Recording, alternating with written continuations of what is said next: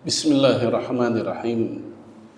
Assalamualaikum warahmatullahi wabarakatuh.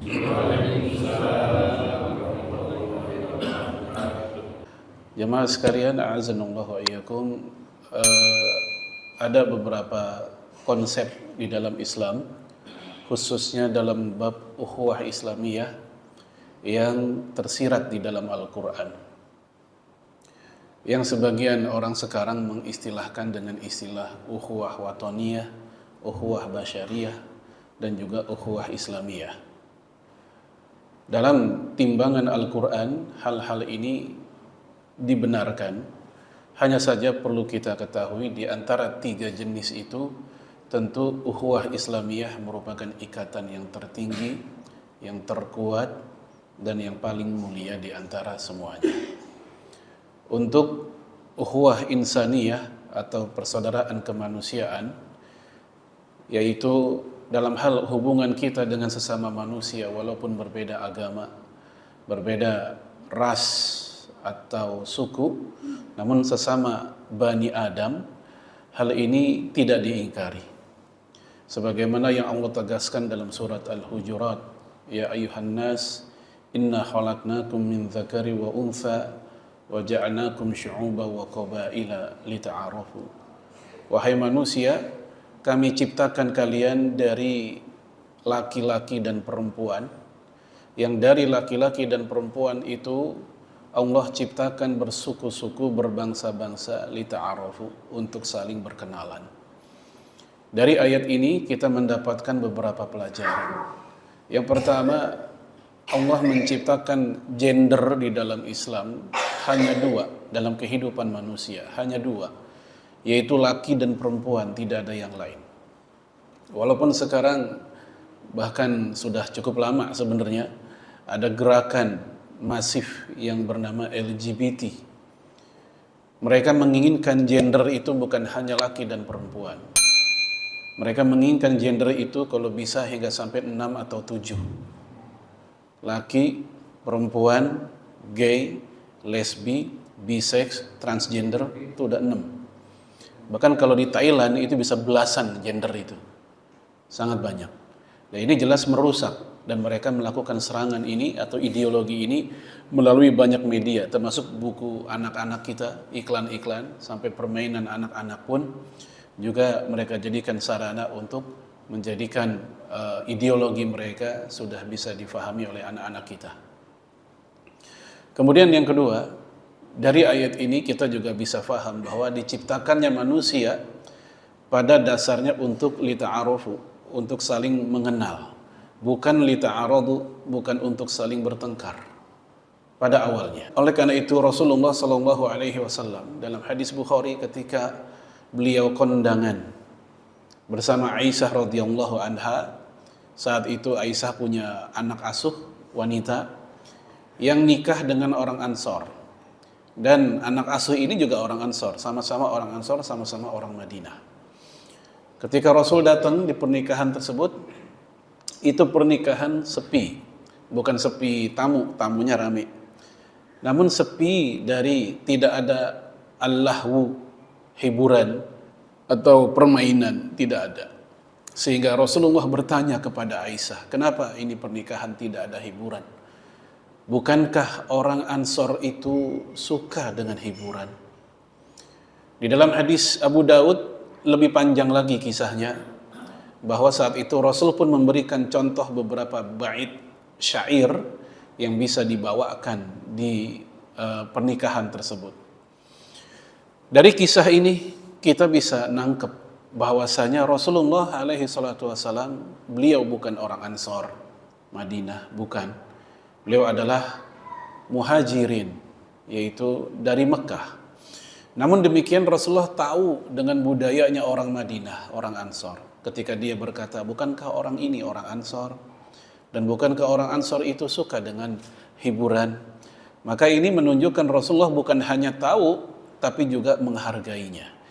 Oleh karenanya di dalam Islam yang namanya urf atau tradisi itu tidak langsung mentah-mentah ditolak, sebagaimana tidak langsung mentah-mentah diterima, ditimbang dulu, di screening dulu.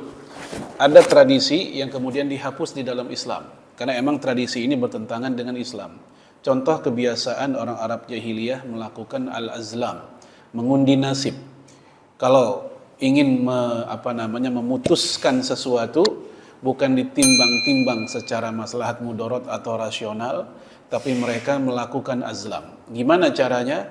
Imam Ibnu Hajar menceritakan, yaitu ada dua anak panah, yang satu bertulis if'al, yang satu bertulis la taf'al, lakukan dan jangan lakukan. Nah, ketika mereka ingin misal melakukan perjalanan safar atau ingin ngawinin anak, nikahin anak, ya, jadi atau tidak jadi, itu mereka meletakkan dua panah itu di sebuah kotak atau tempat, kemudian mereka ambil dengan cara tidak melihatnya. Nah, apa yang keambil itulah keputusannya. Ini azlam, mengundi nasib.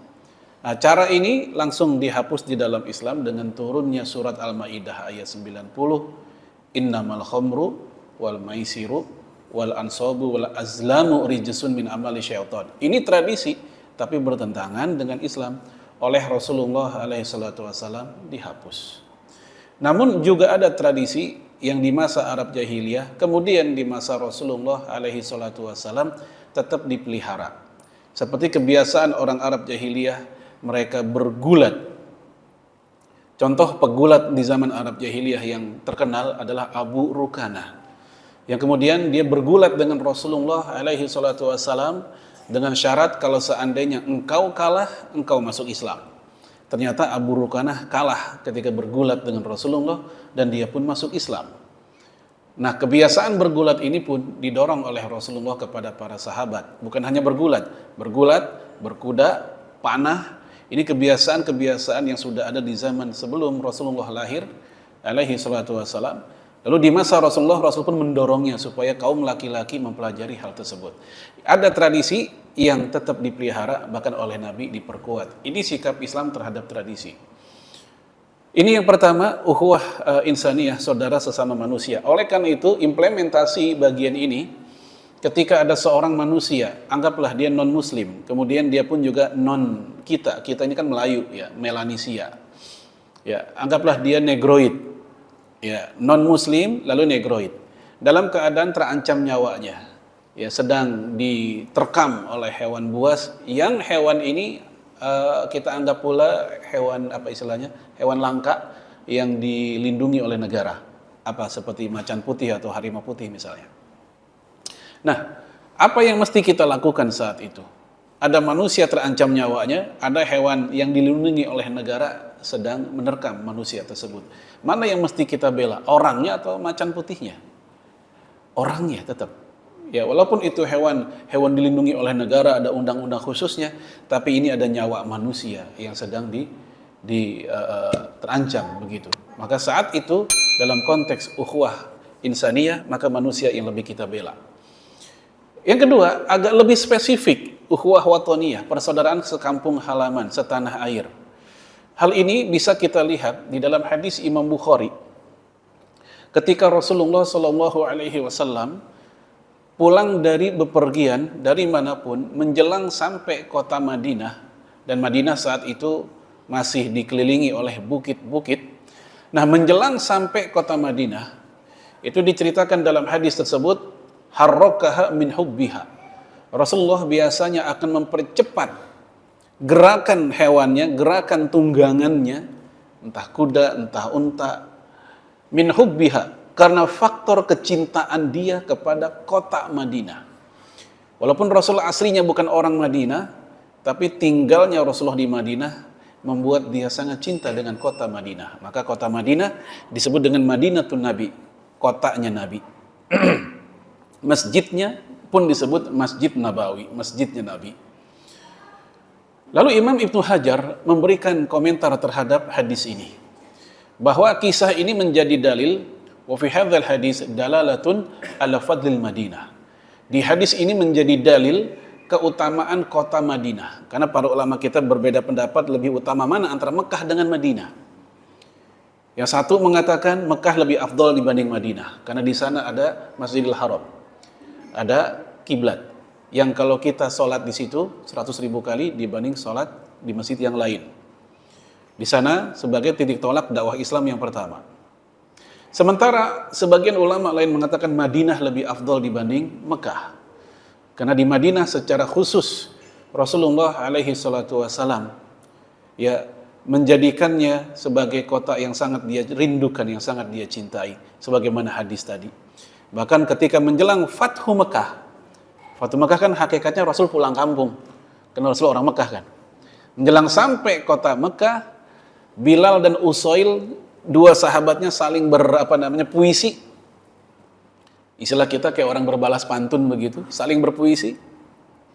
Nah, puisi mereka tentang keindahan Mekah, tentang Ka'bahnya, tentang rumahnya, tentang masa lalu mereka di sana zaman ketika awal-awal Islam.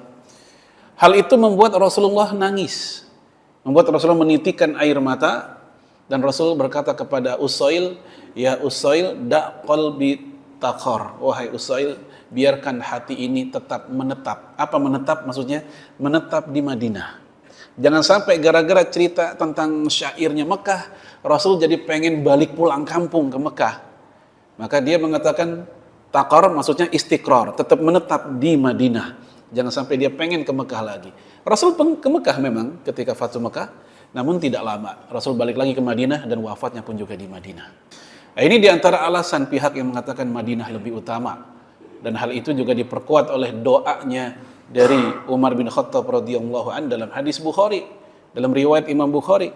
Umar bin Khattab berdoa, Allahumma amitni fi baladi rasulik, atau Allahumma ja'al mauti fi baladi rasulik.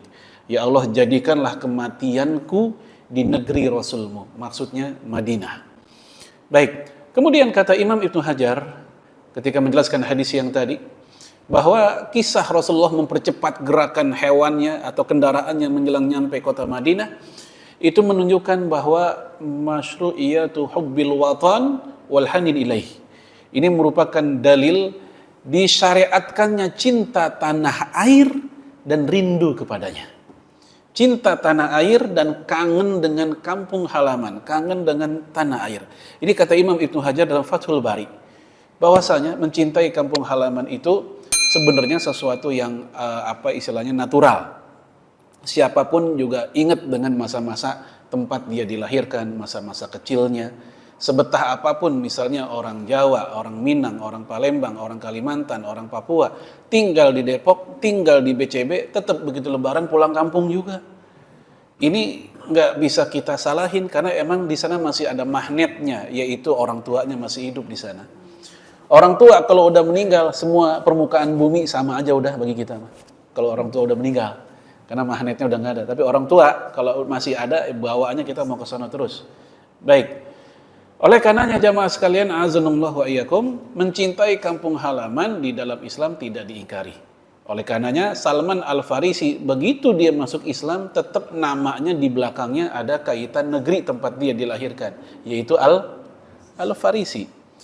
Dan Abu Dzar Al-Ghifari, Rasulullah SAW pun memuji Abu Dzar, dan semoga Abu Dzar mendapatkan ampunan sebagaimana Al-Ghifari disebut Al-Ghifari. Al-Ghifari adalah salah satu nenek moyang dari Abu Dzar di buyut yang keberapa yang kemudian menjadi sebuah suku tersendiri, Al-Ghifari. Kemudian salah satu sahabat Nabi berasal dari Yaman Selatan, sebuah kabilah Al-Ash'ari, yaitu Abu Musa Al-Ash'ari, kemudian Abu Ayyub Al-Ansari. Jadi di belakang nama mereka ada nama daerah, nama kabilah, nama negeri mereka. Di zaman Rasulullah alaihi salatu wasallam hal itu diketahui dan Rasul tidak mengingkarinya. Maka kalau di antara jamaah ada yang pengen kayak begitu, di belakang namanya ada nama daerahnya, silakan. Ya, misal namanya Bambang Ad-Depoki. Ya, urusan pantas belakangan, coba aja dulu gitu. Ini enggak disalahkan, silakan aja begitu. Selama untuk apa? Selama tujuannya sekedar untuk identifikasi, bukan untuk chauvinisme. Apa chauvinisme? Merasa kelompoknya, sukunya, marganya atau apanya gitu lebih utama, lebih mulia. Bukan untuk itu, bukan. Tapi untuk sekedar identifikasi dia berasal dari mana. Sejauh itu saja tidak ada masalah. Nah, implementasi untuk bagian ini contohnya adalah yang paling gampang ketika bapak-bapak misalnya menyaksikan pertandingan sepak bola. antara Indonesia, anggaplah U22 gitu ya, lawan Arab Saudi misalnya. Walaupun Arab Saudi 100% pemainnya Islam semua, pemain Indonesia mungkin ada barang 2-3 orang yang non Muslim. Biasanya kita dukung mana biasanya nih? Indonesia lawan Arab Saudi biasanya? Arab Saudi? Indonesia. Kenapa? Dan ini nggak disalahin kok. Dan ini nggak ada kaitan dengan wah akidah Anda dipertanyakan. Masa nggak ada masalah. Kenapa? Ini hal yang natural aja. Ya. Yang penting tadi jangan sampai chauvinisme tadi.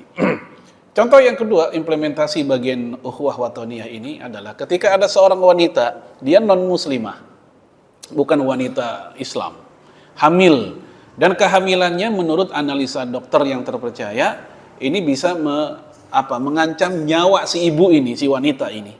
Maka biasanya kalau begitu si dokter akan merekomendasikan untuk gugurkan. Biasanya begitu. Wah ini bu, kalau didiamkan kehamilan ibu ini berbahaya buat nyawa ibunya. Mendingan digugurkan kandungan saja. Baik jamaah sekalian, kita paham bahwa dalam Islam bayi yang lahir semuanya adalah Muslim. Hal ini berdasarkan hadis Bukhari. Kullu mauludin yuladu alal fitrah fa abawahu yuhawidani ayu majisani ayu nasirani. Semua bayi yang lahir dalam keadaan fitrah. Kata Imam Nawawi dan juga Imam Ibnu Hajar, istilah fitrah kalau dikaitkan dengan kelahiran anak itu artinya Islam. Sehingga maksud hadis itu setiap bayi yang lahir adalah Muslim. Nanti orang tuanya yang mengubah dia menjadi entah Yahudi, Nasrani atau Majusi. Maka si bayi tersebut walaupun dia Muslim, si ibu ini wanita yang non-Islam, ya kafirah perempuan, namun dia membahayakan nyawa si ibunya, dan para dokter bilang silakan digugurkan. Secara fikih silakan, maksudnya silakan digugurkan. Ada 3 alasan, ada 3 dalil untuk pembolehan aborsi dalam keadaan seperti itu. Dalil yang pertama, yang paling dasar, ad-darurat tubihul mahdzurat. Keadaan darurat itu membuat yang terlarang menjadi boleh. Kapan darurat? Pertama, jika terancam agama. Yang kedua, terancam nyawa. Yang ketiga, terancam keturunan. Yang keempat, terancam harta. Yang kelima, terancam akal. Imam Al-Qarafi menambahkan ada yang keenam, itu terancam eksistensi al-ird. Al-ird artinya kehormatan, kemuliaan kita. Nah, cuman ini enggak tenar, yang tenar yang 5 tadi.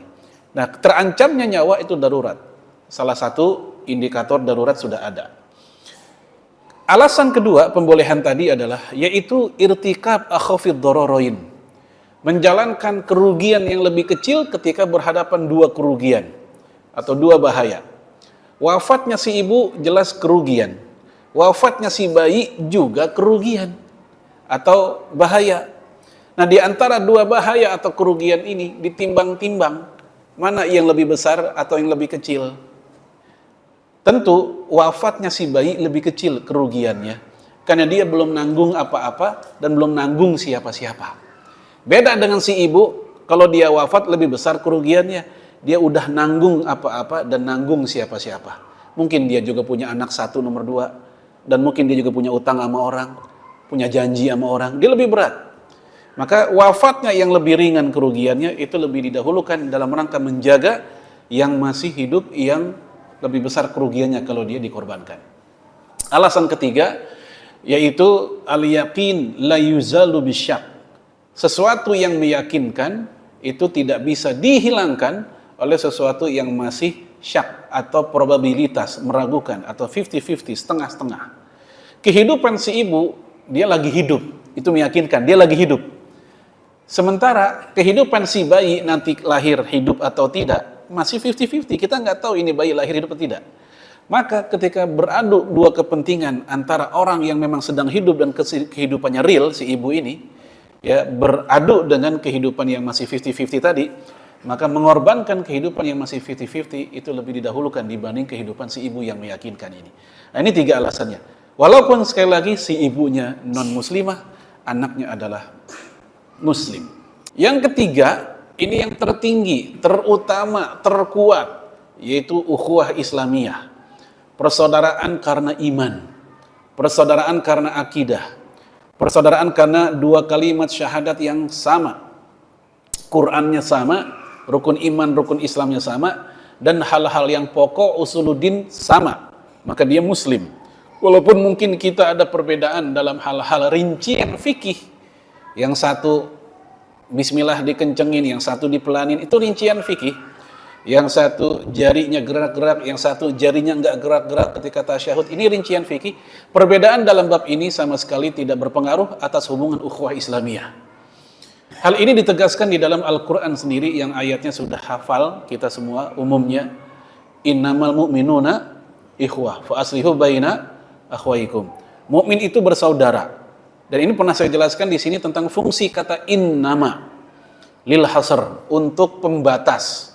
Sehingga secara terjemahan yang paling pas ayat tersebut artinya adalah hanya yang beriman yang bersaudara. Harusnya begitu. Karena kata innama. Fulanun qaimun, si fulan lagi berdiri. Maka berdirinya fulan, walaupun dia lagi berdiri, mungkin ada aktivitas lain. Belum ada batasan. Mungkin sambil telingak-telinguk, mungkin sambil garuk-garuk, mungkin sambil main HP. Tapi emang dia lagi berdiri. Namun kalau di awalnya ada kata innama, ya fulanun qaimun, artinya fulan hanya berdiri, tidak ada aktivitas lain, diri doang. Garuk-garuk kagak, telingak-telinguk kagak, main HP juga enggak, pokoknya diri doang. Udah kata innama, ini hanyalah pembatas. Maka ketika dikatakan innamal mu'minuna ikhwah, artinya hanya yang benar-benar beriman yang bisa bersaudara. Sehingga ketika ada orang yang bawaannya cemberut, yang bawaannya buang muka sama saudaranya, senyum sapanya mahal banget, salamnya juga begitu, dan kepeduliannya apalagi susah diharapkan, maka ini tanda ada masalah sisi keimanan orang tersebut. Ketika ada orang yang friendly, bersahabat, murah senyum, salam sapanya luar biasa, ya walaupun barusan ketemu sama kita udah salam, ketemu lagi, salam lagi, emang sunnahnya begitu sebenarnya. Pedulinya juga luar biasa. Jangankan ada orang yang lagi berat masalahnya, yang masalah ringan aja dia open banget pengen tahu. Maka ini tanda imannya bagus. Jadi kalau orang matematika bilang ekivalen, berbanding lurus antara kondisi keimanan seseorang dengan bagaimana cara dia mengekspresikan persaudaraannya. Bukannya ilmu, tapi iman. Ilmu berbanding lurus dengan persaudaraan. Belum tentu. Betapa banyak orang yang ilmunya luar biasa, ayat dia hafal, hadis dia hafal, aqwal ulama dia hafal, tapi bawaannya berantem mulu dengan ustadz yang lain. Saling boykot, saling melarang antum jangan ngaji sama dia, dan seterusnya. Nah ini walaupun mereka secara ilmu luar biasa, depan nama ada titel, belakang nama ada titel. Dan titel akhir nanti almarhum. Ya. Baik, tapi ternyata bawaannya debat mulu sama sesama muslim. Jadi bukan ilmu berbanding lurus dengan persaudaraan, tapi keimanan. Kemudian ayat tadi innamal mu'minuna ikhwah itu dijelaskan oleh Imam Al-Qurtubi dalam tafsirnya, kata beliau rahimahullah, ukhuwatud din asbatu min ukhuwatin nasab. Persaudaraan karena agama itu lebih kuat, asbat, lebih kuat, lebih kokoh dibanding persaudaraan karena nasab. Nah, ini kita bersaudara karena ukhuwah nih, karena agama. Kita dilahirkan dari orang tua yang berbeda. Umumnya, saya nggak tahu, mungkin ada adik kakak di sini atau ada saudara kandung. Ya, umumnya kita dilahirkan dari orang tua yang berbeda, kakek nenek berbeda, bahkan mungkin sampai keturunan keberapa di atas sana, ya mungkin kita juga berbeda. Lalu kata Al-Qurtubi, ukhuwatud din athbatu min ukhuwatin nasab. Itu lebih kuat perbedaan karena persaudaraan karena agama dibanding persaudaraan karena nasab. Lalu kata beliau, ukhuwatud din la tanqati'u bi mukhalafatin nasab. Persaudaraan karena agama tidak putus walaupun beda nasab, walaupun beda ras, walaupun kita lagi nge-zoom lagi online nih misalnya dengan teman-teman kantor kita, ternyata kantor kita punya cabang di berbagai macam luar negeri. Washington ada, Amsterdam ada, bahkan Tel Aviv juga ada ternyata misalnya. Dan dia rata-rata bukan orang Indonesia, ada yang bule, ada yang orang Arab juga, ya ada orang negro juga, dan mereka muslim. Ketika mereka di sana di negerinya bersin dan ngucapin alhamdulillah, kita di Depok denger dia bersin dan ngucapin alhamdulillah, apa yang kita lakukan? Tetap ngucapin yarhamukallah, sebagaimana hadis Nabi, idza atasa fahamidallah fashammithu. Jika saudaramu atosa bukan bahasa Jawa, ini bahasa ya bukan bahasa Jawa, atos ya. Bahasa Arab yang artinya bersin. Jika saudaramu bersin kemudian dia ngucapin alhamdulillah, maka tashmitlah untuk dia. Walaupun dia nun jauh di sana. Selama tadi dia muslim.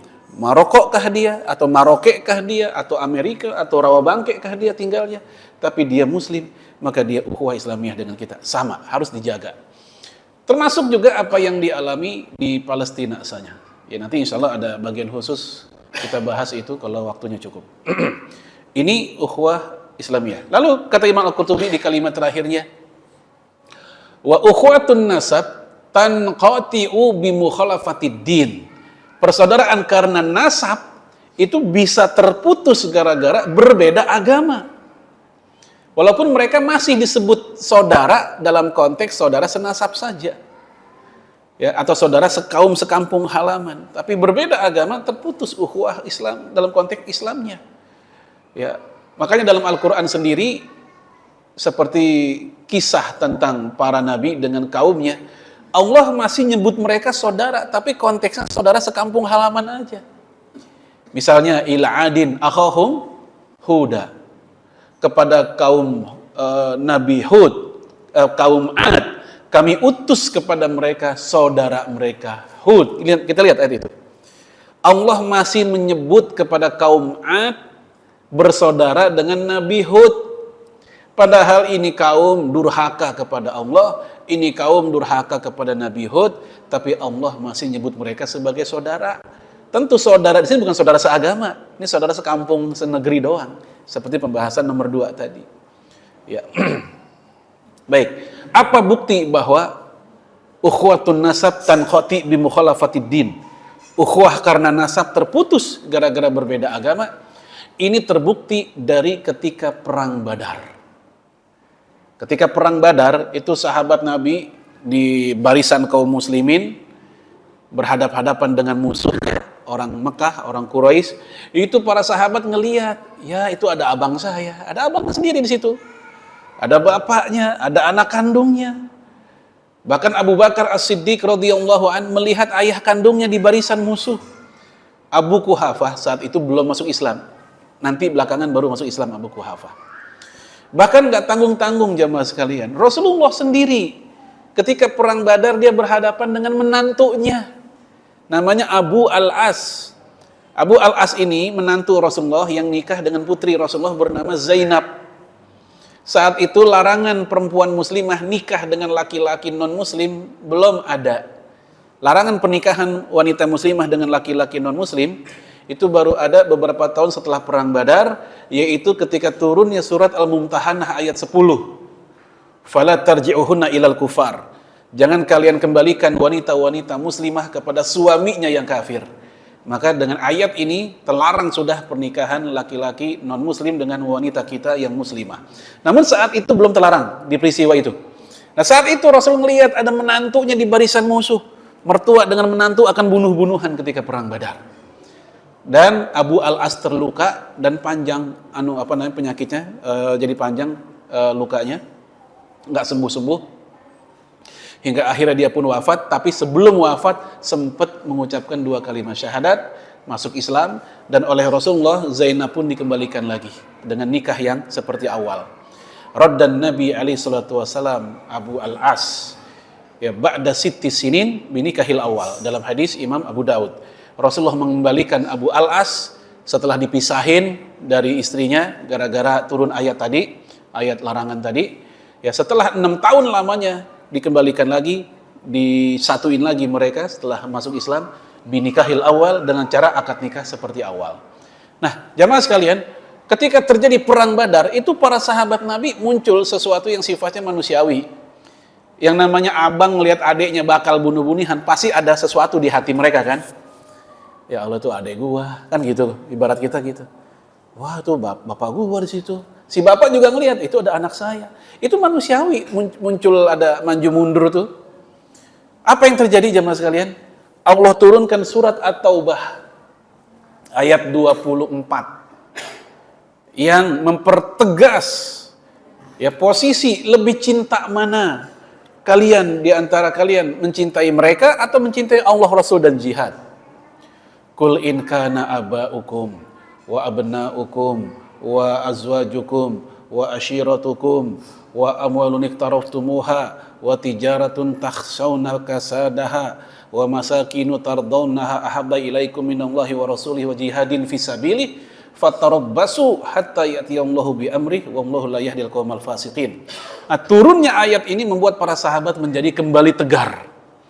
Katakanlah wahai Muhammad, apakah bapak-bapakmu, anakmu, keluargamu, istrimu, perniagaanmu, rumahmu itu semua lebih kamu cintai dibanding Allah, Rasul dan jihad?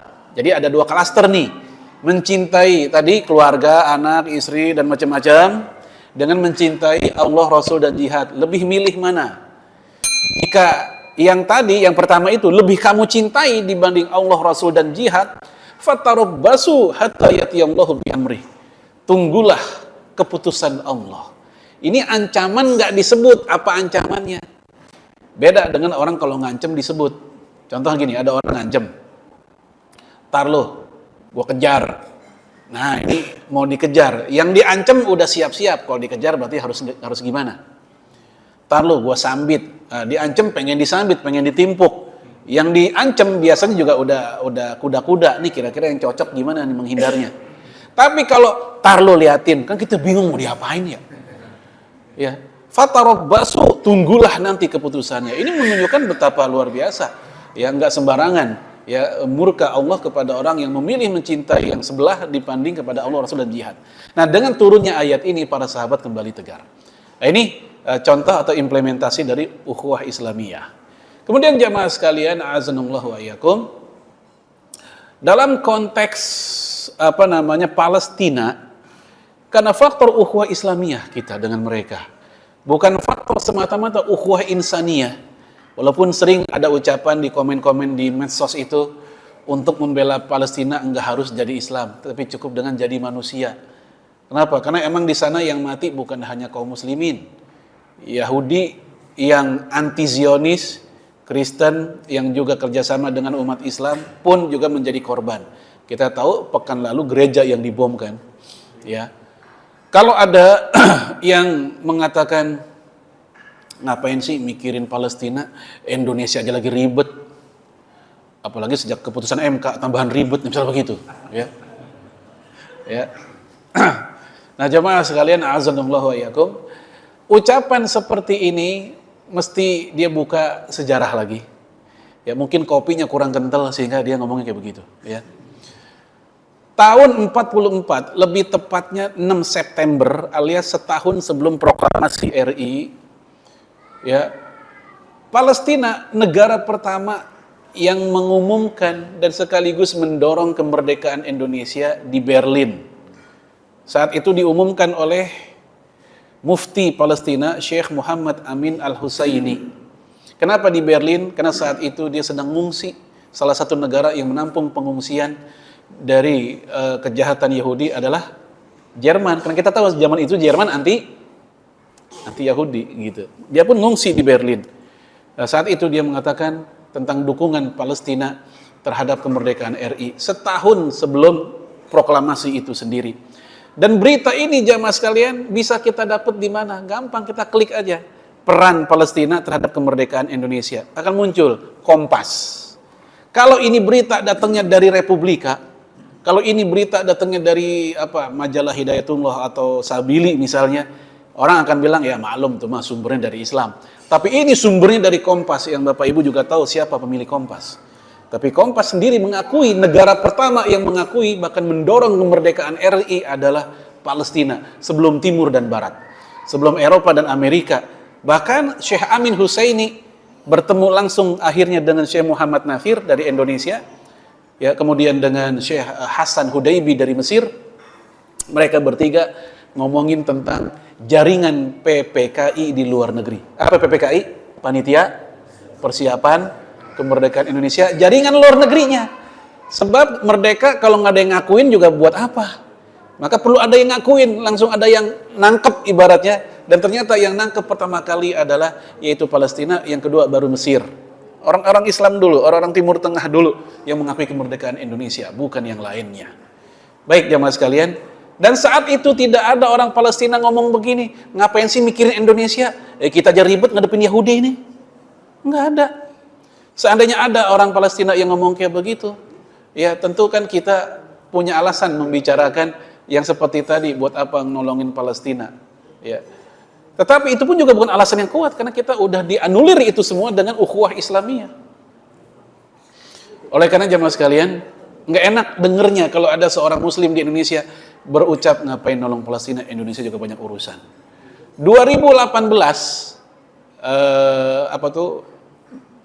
Palu, terus apalagi Sulawesi pokoknya, masih ingat waktu gempa sama tsunami 2018, itu beritanya pun masih ada, kita masih silakan googling juga, ketemu Palestina pun juga mengirim bantuan makanan segala macam dan pakaian ke gempa bumi atau tsunami di Sulawesi itu.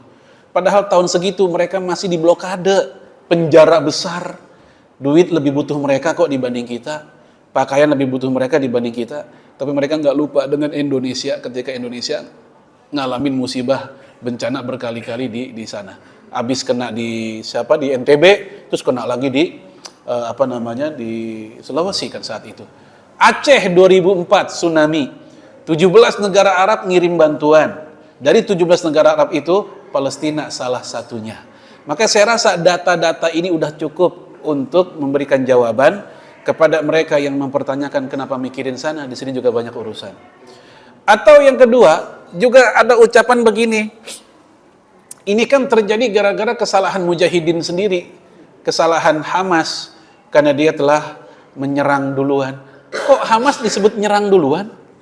Ini karena ngelihatnya kejadiannya hanya di fase itu saja. Dia lupa bahwa kejadian ini tidak ujuk-ujuk. Ini merupakan rangkaian panjang perjuangan orang-orang Palestina termasuk Hamas untuk memerdekakan negerinya dari penjajahan Israel sejak tahun 48 mereka memproklamirkan negara berdirinya Israel itu. Rumah kita dirampok, kamarnya, ruang tamunya, kita disisain WC doang sama dapur. Akhirnya mereka pun, si perampok ini memproklamirkan atau bikin sertifikat itu rumah dia. Suatu ketika kita pengen kan ngambil rumah kita lagi, walaupun dengan cara apapun. Kalau dengan cara resmi ya nggak ada yang ngakuin, ya udah dengan cara non resmi dah. Dikala dia lengah, kita apain tuh orang? Kita ambil surat-suratnya segala macam. Ya kayak gitu aja logikanya. Ya. Kenapa kita menyalahkan mujahidin? Mungkin karena dia ngelihat hanya peristiwa itu doang. Dulu waktu zaman WA baru ada tahun 2014, 2013, saya masih ingat banget tuh ada orang nge-share gambar, foto. Dia menceritakan betapa buruknya dampak dari yang namanya framing. Framing, mengcrop sebagian sebuah peristiwa, tapi menutup peristiwa utuhnya. Itu bahaya emang. Nah, dia menulis tulisan yang jelek artinya. Mohon maaf, tulisannya TAI lo. Apa bacanya? Tai lo kan gitu kan? Tai lo. Kan jelek itu. Ternyata pas di gambar kedua, utuhnya, secara utuh, itu merupakan potongan dari tulisan Pantai Losari. Pantai Losari. Yang dipotong, mohon maaf, TAI dan lo-nya. Jadi tai lo. Aslinya indah Pantai Losari, tapi dipotong. Itulah jahatnya framing.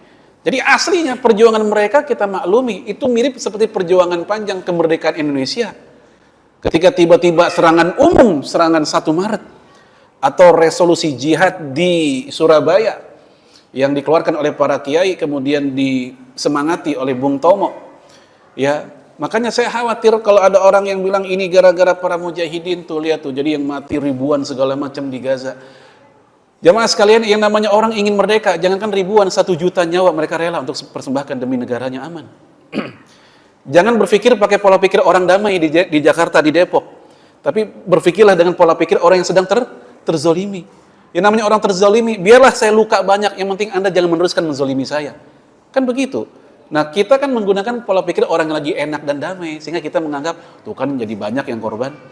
Orang yang kayak begini, saya khawatir kalau dia hidup di zaman Surabaya melawan sekutu, mungkin dia pun juga akan menyalahkan Bung Tomo dan para ulama yang mengeluarkan fatwa jihad. Tuh gara-gara Bung Tomo yang mati Surabaya banyak banget. Berapa jamaah yang mati di Surabaya? Di Wikipedia itu disebutkan yang meninggal 10 November itu adalah 20.000 warga atau rakyat Surabaya yang ikut berjihad bersama Bung Tomo dan lain-lainnya. 20.000. Dan 150.000 penduduk Surabaya itu ngungsi. Dan sekutu hanya berhasil ditewaskan 3.000, ya jauh dibanding 20.000. Dan yang tewas termasuk adalah panglima-panglima mereka, jenderal-jenderalnya. Nah saat itu tidak ada yang menyalah-nyalahkan Bung Tomo. Lu sih pakai nyuruh jihad, mati dah 20.000. Ya, lu sih nyuruh jihad segala, pakai fatwa keluar. Enggak. Karena kita tahu itu orang lagi ingin merdeka, wajar. Maka itulah yang dilakukan oleh Hamas. Ada, silakan mungkin Jamal bisa lihat, itu ada sebuah analisa cakap, saya lupa siapa namanya. Ternyata tahun 67 itu ada semacam resolusi atau deklarasi dari 9 atau 8 negara Arab. Ada poin-poin penting di situ, salah satu poinnya adalah mereka tidak mengakui sama sekali berdirinya negara Israel. Sama sekali nggak mengakui berdiri negara Israel. Tahun 67, bukan sekarang, bukan. Yang kemudian ternyata negara-negara Arab ini melanggar poin itu, justru mereka pelan-pelan melakukan normalisasi dan hubungan dengan Israel. Dan justru yang masih istiqomah terhadap poin itu ya tinggal para pejuangnya. Di antaranya Hamas masih istiqomah untuk tidak kompromi. Dan salah satu di piagam berdirinya Hamas itu adalah ingin menghilangkan Israel dari muka bumi. Itu yang sangat ditakuti oleh Israel. Ya berbeda dengan misalnya mohon maaf PLO dengan Fatahnya, dia masih silakan kalau Israel berdiri, ya tapi jangan di tempat kami. Nah beda dengan Palestina, dia benar-benar Israel hapusin sama sekali. Kembalikan peta sebagaimana zaman dulu, peta itu adanya Palestina, tidak ada Israel. Kan begitu? Ya ada peta tahun 25 di Swedia, itu diterbitkan, ternyata emang zaman dulu nggak ada Israel, adanya Palestina. Baik jamaah sekalian, yang terakhir, ya menolong orang terzolimi seandainya dia non muslim saja adalah sebuah kewajiban, apalagi jika yang dizolimi adalah muslim. Rasul mengatakan dalam hadis yang diriwayatkan oleh Imam Alauddin Al-Muttaqi Al-Hindi dalam kitab Kanzul Umal dengan sanad yang sahih, kata Rasulullah, ya man ra'a minkum mazluman falam yansurhu la'anallah. Siapa di antara kamu yang melihat orang yang sedang dizolimi tapi kamu diam saja, tidak memberikan pertolongan, la'anallah, Allah akan melaknat. Gak boleh diem. Itu yang dizolimi walaupun non muslim. Dan kalau nolongin orang yang dizolimi kan kita nggak pakai nanya apa agamanya dulu. Orang kecelakaan di jalan raya atau dicopet atau dijambret di jalan raya, kita nolongin dia kan? Pakai nanya nggak apa agamanya? Ya ada orang kecelakaan tunggal, motornya kepleset, jatuh ke got, kita mau nolongin.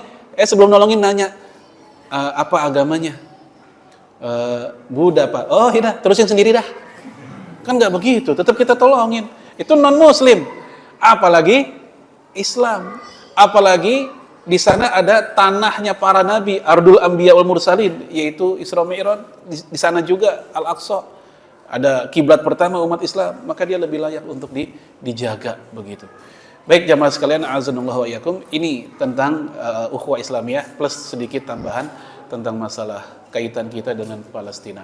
Maka tadi imam pun membaca kunut nazilah, dan memang kunut nazilah ini sesuatu yang masyru', yang disyariatkan dan disepakati oleh 4 mazhab dikala terjadi musibah.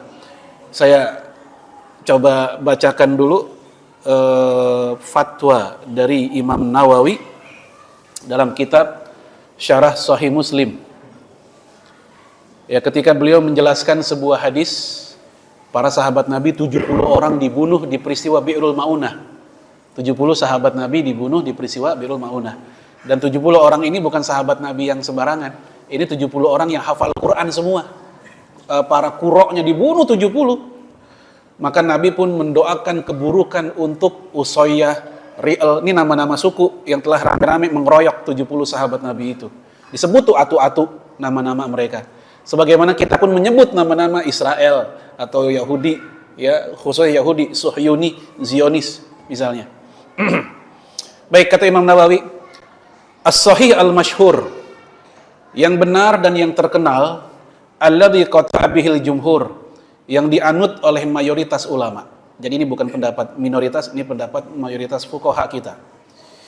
Ya, in nazalat bil muslimin, jika turun kepada kaum muslimin, nazilah, ya nazilah tadi ya musibah dan segala macam itu, ka khauf, seperti rasa takut, ya, takut diancam musuh, ya seperti penduduk Gaza saat ini, mereka sedang diliputi ketakutan. Tiap detik, apalagi kemarin malam kalau nggak salah tuh, dihajar lagi dan semua listrik ditutup, internet juga dimatikan, lampu semua gelap, semua diserang, ya. Kemudian wabah kayak kemarin, pandemi masuk nih, wabah.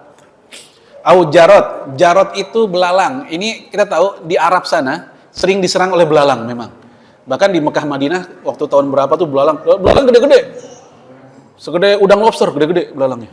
Bukan kayak belalang kita kecil-kecil itu. Belalangnya gede-gede udangnya. Kemudian au nahwi dzalik, atau yang lainnya. Ya, di sini juga ada au qahtin. Qahtin itu kemarau panjang. Kemarau panjang juga termasuk bolehnya untuk kunut nazilah. Ya, kata Imam Nawawi, qanatu fi jami'iha. Kata para ulama tadi, hendaknya berkunut di semua sholat. Jadi bukan hanya sholat subuh, fi jami'iha, jami' semua sholat. Wa illa fala. Kalau enggak ada kasus-kasus kayak tadi, ya enggak ada kunut. Cukup kembali di subuh saja menurut sebagian mazhab, itu mazhab Syafi'i. Ya. Baik jamaah sekalian, ya inilah minimal yang bisa kita lakukan karena kita warga biasa. Kita bukan kepala negara, kita bukan pejabat, kita hanya bisa membahas, paling jauh paling galang dana doang, kemudian kita mendoakan. Ini masih lebih baik daripada enggak sama sekali. Karena ada orang udah doain kagak, bantuin kagak, ngenyek lagi terhadap mujahidin. Mujahidin dikata-katain segala begitu. Wallahualam bishawab, ini dulu yang saya sampaikan. Semoga bermanfaat, barangkali ada diskusi kalau emang ada. Ya, silakan jamaah. Ya. Waalaikumsalam. Waalaikumsalam.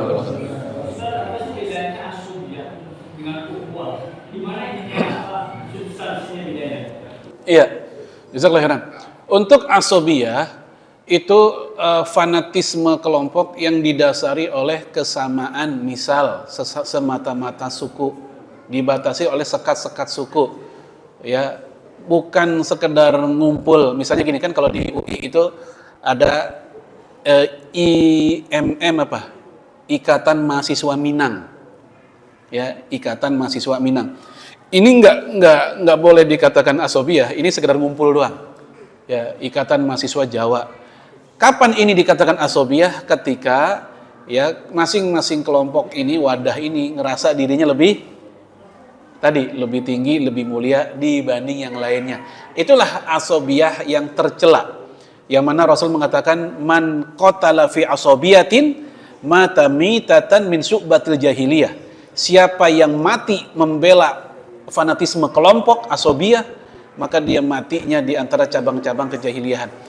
Yang paling modern kejadiannya adalah, mohon maaf, ribut antara Viking dengan The Jack. Ini kan berdua bawaannya berantem mulu nih. Ada yang lempar-lemparan air keras, sampai ada polisi yang mukanya kelempar segala. Hanya karena dia bukan Viking, dia bukan The Jack. The Jack itu apa ya? Persija, pendukung Persija. Viking Persib. Nah, ini asobiyah jahiliyah kayak gini. Nah, bedanya dengan ukhuwah Islamiyah, yaitu persaudaraan dibatasi oleh 2 kalimat syahadat. Semua sekat-sekat, suku, alma mater, tempat daerah, itu rubuh semua dengan ukhuwah Islamiyah. Karena persaudaraan di dalam Islam bukan dibatasi oleh garis teritori, tapi dibatasi oleh kalimat tauhid. Itu perbedaannya. Wallahu a'lam. Cukup atau ada lagi? Baik, kita akhiri dengan hamdalah dan kafaratul majlis. Alhamdulillahirabbil alamin. Subhanakallahumma wa bihamdika asyhadu an la ilaha illa anta astaghfiruka wa atubu ilaik. Lebih kurang saya mohon maaf. Assalamualaikum warahmatullahi wabarakatuh.